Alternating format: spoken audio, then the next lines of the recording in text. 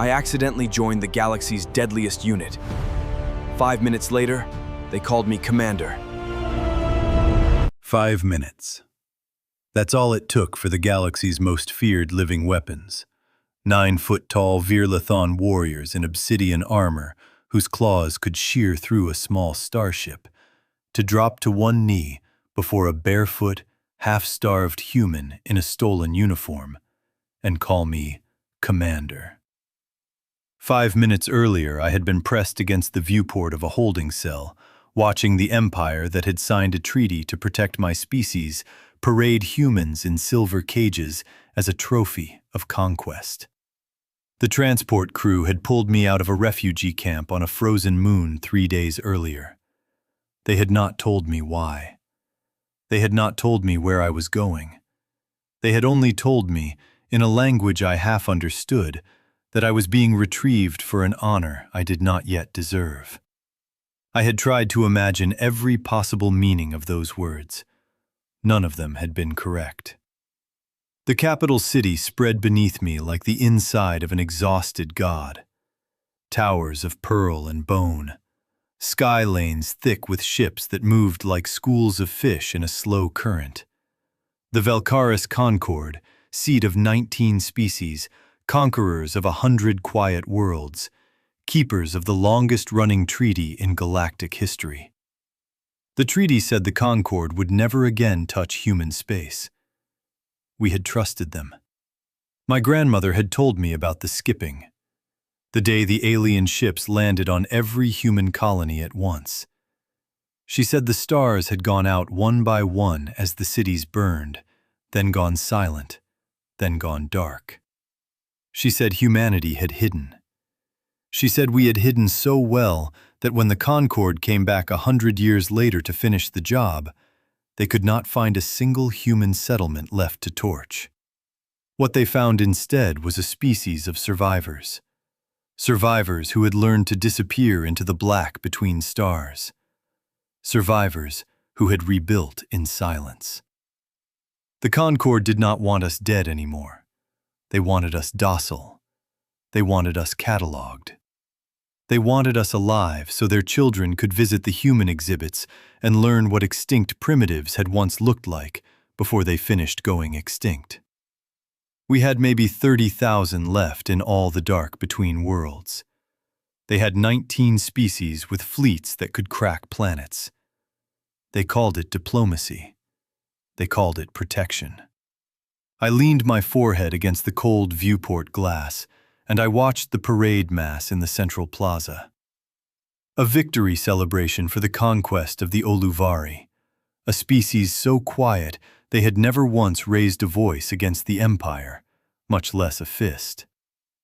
The crowd was silent, dignified, proud, as if they had earned something, as if the Oluvari had ever wronged them. As if conquering a quiet species was anything other than sport for people who had forgotten the meaning of war 1,000 years ago. Then I saw the cages, 3 of them, silver cages rolling along the promenade under tractor fields. Inside each cage were humans. I could not make out their faces, but I could see them. The thin frames, the worn jackets, the way they pressed their backs to the bars. They were looking up at the crowd with the kind of expression people wear when they have stopped expecting mercy. A Valkaris dignitary in white robes trimmed in platinum stepped onto the central dais. He lifted one slender, 4-jointed hand. "Citizens of the Concord, today we honor those who surrender, and we honor those who serve." He gestured to the cages. "Let the primitives see how our empire celebrates submission." The crowd cheered. The humans in the cages did not look up. I wanted to scream through the glass, but my throat would not work. My hands had stopped shaking because they were too tired to shake. And that was when the door to my cell slid open. A Virlathon soldier stepped inside. She was 9 feet tall if she was an inch. Her armor was the color of dried blood. Her eyes burned a steady, deep violet. Two curved horns swept back from her skull. She looked at me the way a hawk looks at something it has decided not to eat. "You," she said in hesitant but unmistakable English. "Get up. Now." She grabbed me by the collar of my stolen uniform, dragged me out of the cell, and shoved me down a corridor lit in cold amber light. I did not resist. You do not resist a Verlathon. Every human child growing up in the refugee corridors knew what they were. They were the Empress's Fang, the Concord's standing strike force. Recruited from a warrior species whose females were bred for killing, raised in atmospheric pressure chambers, trained from birth to board moving ships in flight. They had no male soldiers. They had no records of surrender. They had no mercy. The galaxy did not fear the Concorde. The galaxy feared the Verlathon. The soldier dragged me into a hangar bay where a sleek black dropship waited. 6 more soldiers were already aboard. Each one of them held a rifle bigger than I was tall. Each one of them stared at me as if I had appeared at the wrong funeral. The soldier threw me into a seat and tied my hands to the armrest without ceremony. She sat down beside me. The dropship lifted. "Identify," she said. "I am human. I am no one. I have no unit." A long silence. Then the soldier beside her stood up. She was older, taller, missing the lower half of her left horn. She looked at me the way a long knife looks at a particular kind of bone. "You are human," she said. "The Fang does not take prisoners. We are delivering tribute to the Empress. We will not be seen with a primitive. Explain yourself."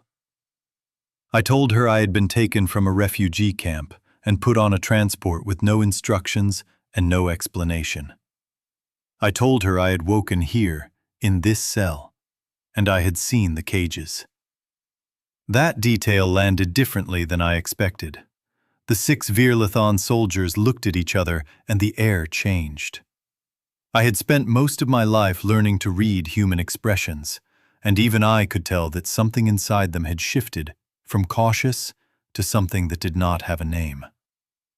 "The Concorde is parading humans," the older one said slowly, "before the Empress's own eyes." "The Concorde," a younger one answered, "is supposed to be humanity's protector." "Protect," the first said, "is a strong word."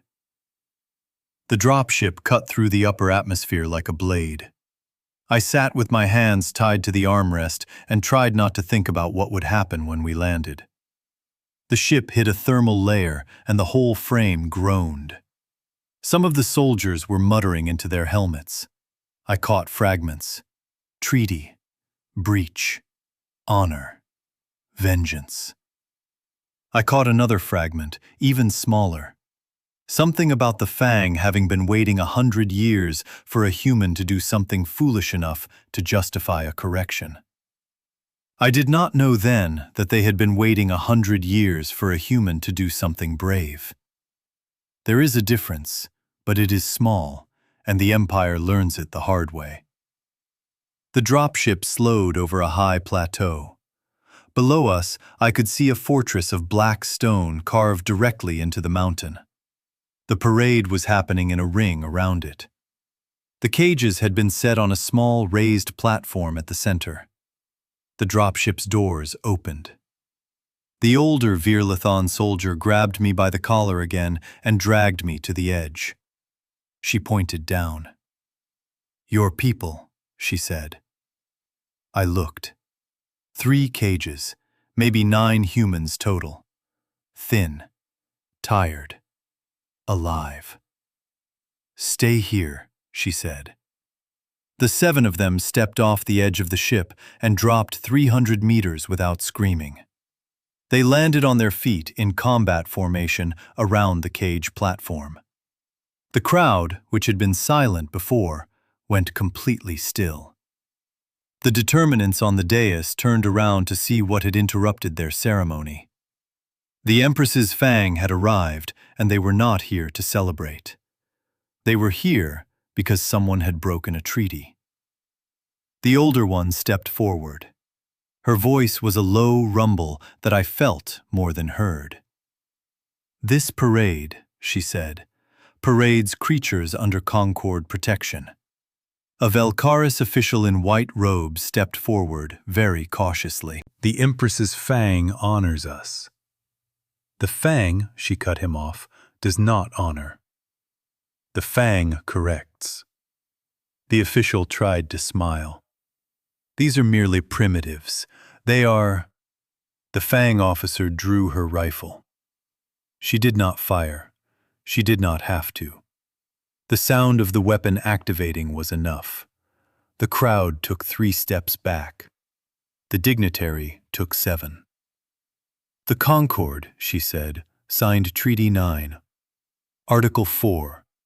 No human shall be displayed, exhibited, or paraded without consent of a recognized human authority." "There is no such authority," the official said. "Humans have no government. They have no— There is now." She turned and pointed one long armored finger at me, still tied to the armrest on the dropship hovering above the crowd. "That is the human I have brought to correct this insult. He is under my protection. He is under Fang protection. He speaks for his species from this moment forward." A silence so deep it had texture fell over the parade. Then she did something I did not expect. She stepped back, dropped to one knee in front of the crowd, and looked up at me through the open door of the dropship. The other 6 Violathon fell to their knees an instant later. Their rifles rested butt down beside them. "Commander," she said, "not to the determinants, not to the Empress, to me." "Commander," the other 6 said at once, "we follow, we obey, we correct." I was barefoot. I was starving. I was tied to a chair. I had been a refugee 3 days earlier, and 7 of the most feared living weapons in the known galaxy were kneeling to me. I had nothing. I had no plan. But I had seen my people in cages. I had seen them dragged through a parade for sport. I had seen the alien determinants smile as if nothing had been broken. I had seen humanity reduced to a footnote in a victory celebration for a species that had done nothing wrong. And I had been raised in a corridor where my grandmother had told me every night of my childhood that one day, if we were very patient and very quiet and very clever, we would earn the right to look the Empire in the eye and say no. She had told me it would be a long wait. She had also told me it would not be forever. I took a breath. I straightened my back. I did not know what to do, but I knew exactly what to say. "Release them. Now." The determinants hesitated. The crowd waited. The Fang officer turned her head back toward me. Her eyes were bright and burning. "Now," I said again.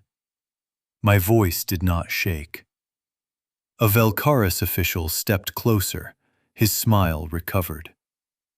"The Emperor's own," I cut him off, not with a word. With a small hand gesture I had seen Violathon officers use in training vids I had watched as a child. The sign to begin. The Fang officer stood, raised her rifle, and placed one clean shot through the dignitary's shoulder. Not killing him, wounding him, crippling him, cutting the smile clean off his face. The crowd screamed. The soldiers in white robes scrambled for cover. The cages did not open. They collapsed, all 3 at once, their locks failing simultaneously as the Fang's armor systems overrode their controls. 9 humans stumbled out into the open air. They were thin. They were terrified. They looked around them with the slow confusion of people who had been waiting to die and were now waiting for something else.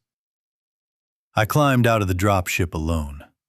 I did it slowly, deliberately, and I stepped onto the parade platform before the Fang officer could offer me a hand. I deserved no help. I had earned nothing. None of that mattered. I walked past the wounded dignitary. I walked past the crowd. I walked past the cages and stood in front of my people. They did not recognize me. I did not expect them to. None of us knew each other. We had all been scattered and hidden and forgotten. We had all been told never to gather in numbers greater than 50. We had all been taught to expect the worst from the sky. I stood in front of them anyway. "My name is unimportant," I said in the only language any of us still shared. "I am human. So are you. We do not belong to them. We never did. Today, it is over." The Fang officer looked at me. She looked at me the way a hawk looks at something it understands. "Commander," she said again, "where do we go?" The question was small. It was also everything. I looked at the parade. I looked at the city. I looked at the towers of pearl and bone. I looked at the determinants crawling over each other in the dirt. I looked at the sky lanes overhead, thick, slow, complacent. I thought about the Concorde's 19 species. I thought about the skipping. I thought about the cages. I thought about my grandmother's voice, telling me to be patient, telling me to be quiet, telling me that one day we would earn the right. I thought about how sometimes the right day is not the one someone gives you. It is the one you take. "Nowhere," I said. "We stay. We do not leave this location until we have been given what was stolen from us." The Fang officer said. "Define what was stolen." "A name," I said. "A treaty honored. A future that is ours, not theirs. We accept nothing less." A silence fell over the parade again. Then a low, almost amused rumble went through the Fang soldiers. They had not expected this. They had expected compliance. They had expected fear. They had expected the same human that everyone in the galaxy had been taught to expect. Small, frightened, grateful for every scrap of indifference. They had not expected me to stand up. The determinants tried to recover. "You cannot give humans a name," one shouted. "Your kind has no name but extinct. Your kind has no home but the cages we keep you in." "That is what I thought too," I said. The Fang officer raised her rifle again. The dignitary shut up. The crowd broke. Some of them ran. Some of them knelt. Some of them began to weep. They had never seen a human speak this way. They had never seen a human refuse. They had been taught for 100 years that we were quiet, polite, harmless, that we hid, that we accepted. They had been taught wrong. I turned to the Fang officer. "I want a ship." "From the Concorde?" "From them." She tilted her head. "Where do we go?" "Their biggest station, the one at the center of their sky lanes, the hub of their economy." "The heart of Velcaris," one of the Fang soldiers whispered. "Yes," I said. "I want to talk to the Concorde."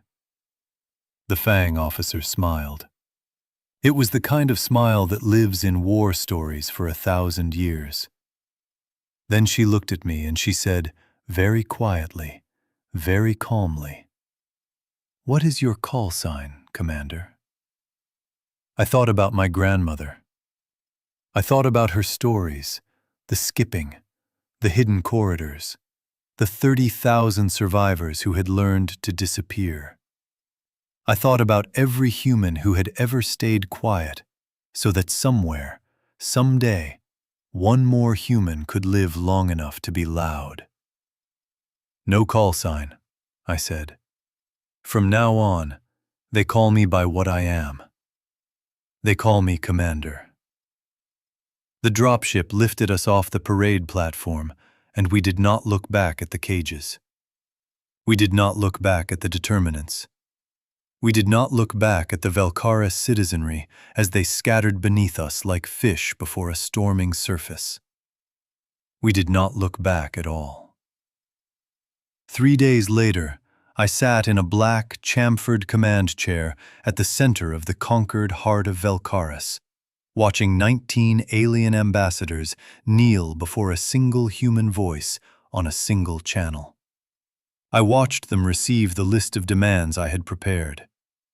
I watched them explain one by one that they could not comply, that their councils would never agree, that no human had the standing to speak for a species. I smiled. The smile did not reach my eyes. "The Fang," I said, "will escort each of you home. By sunrise tomorrow, each of your capitals will have a Fang officer in residence. Each of your governments will answer to a human-appointed liaison. Each of your fleets will have a human observer on the bridge." "This is a declaration of war," one ambassador said. "No," I said, "it is a correction." They looked at me like they were seeing a star they had missed. The galaxy at large learned what had changed in less time than it took for a single Valkaris month to pass. They had been told humans were quiet. They had been told we were docile. They had been told we had surrendered 2 generations ago. They had never been told what had happened next. What had happened next was that we had learned to plan. We had learned to wait. We had learned to build quietly and to cultivate the fearsome reputation of the one species that had been bred since the beginning of its history to do what other species could not. We had made allies. We had made friendships. We had earned, slowly and patiently, the loyalty of the Fang. And now we were ready to use it. The Empire refused to back down. That was expected. They had 19 species. They had thousands of warships. They had 1,000 years of conquest behind them. But the Fang had something they did not have. We had a name. We had a flag. We had a future. And we had 7 soldiers in blood-colored armor who had been waiting 1,000 years for someone to tell them what to do with it. They called me Commander. They followed where I pointed. They corrected where I gestured. They did not flinch, and they did not refuse. And every alien in the known galaxy learned, in a single generation, that the quietest species in the dark between stars was never quiet out of weakness. It was quiet out of patience. The galaxy now knows what my species does to patience. The Empire remembers what we do when patience ends. Now, when the histories of the skipping are finally rewritten, they will tell the truth. They will tell that humans did not hide because we were afraid. We hid because we were waiting for the day the Empire tripped. They will tell that we did not obey because we were grateful. We obeyed because we were testing the rope.